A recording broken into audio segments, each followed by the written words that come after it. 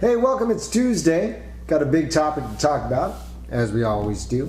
Middle school is a big topic in and of itself. Today, though, we're going to talk about one of the three C's, which is confidence. The other two, of course, connection and challenge.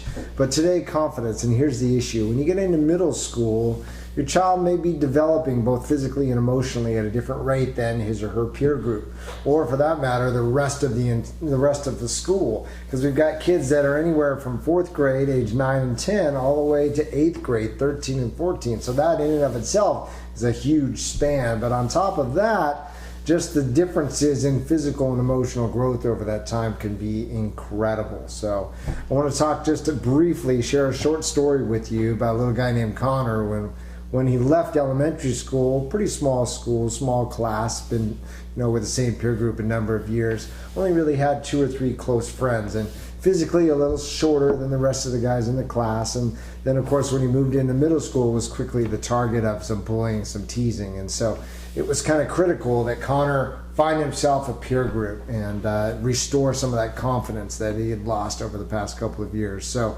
in Connor's case, the wonderful thing about middle school is there are so many opportunities to get involved in a lot of different things. And so he first looked at some different clubs and then checked out the band program, and then finally the drama club was where he kind of found his niche. And their size really wasn't important. In fact, it was a huge asset for him to be on the smaller side, because that gave him access to some of the roles that really weren't accessible to some of the taller guys. So in the end, moral of the story, found a peer group in really a place that he hadn't thought about looking before. And so again, that's just one story. It's a boy who was smaller than all the rest. We could tell 100 different stories, both girls and boys, physical different changes or disabilities.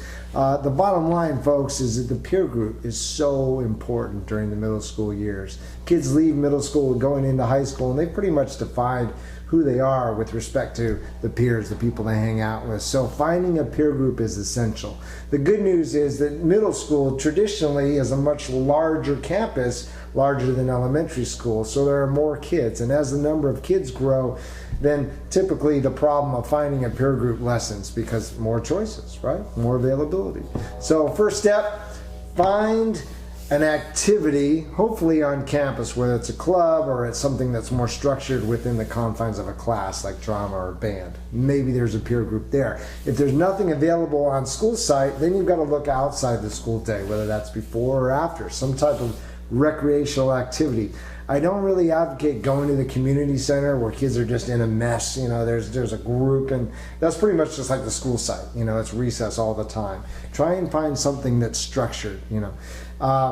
Outside of the recreational activities, look for mentorship and internship opportunities at the local parks or at the museums, historical societies. Sometimes these provide wonderful opportunities for kids to get involved, and they find a mentor, and within that, find a peer group. So, a couple of different opportunities there, but again, the main focus is we've got to find the peer group, because with the peer group comes a significant amount of confidence. So if I know that I have some friends and they're going to support me and they're excited about the same things I'm excited about, then I can feel great about going to school in the morning every day. If not, if I feel like I'm just going to be the victim of some abuse and teasing, who wants that, right? Even as adults, I don't want to go into the workplace knowing that I don't have a peer group. So it's the same idea, and it can grow over time right into adulthood. So we really want to address it now in middle school, and that way build the self-confidence right into high school, and then of course beyond. So that was the big question today. How do you really navigate all those physical, emotional changes throughout the middle school years? And again, just a very small piece of that today. We talked about physical development and some strategies to really help you help your child move forward. So thanks again. Coming back tomorrow, of course. Hope to see you soon. Take care.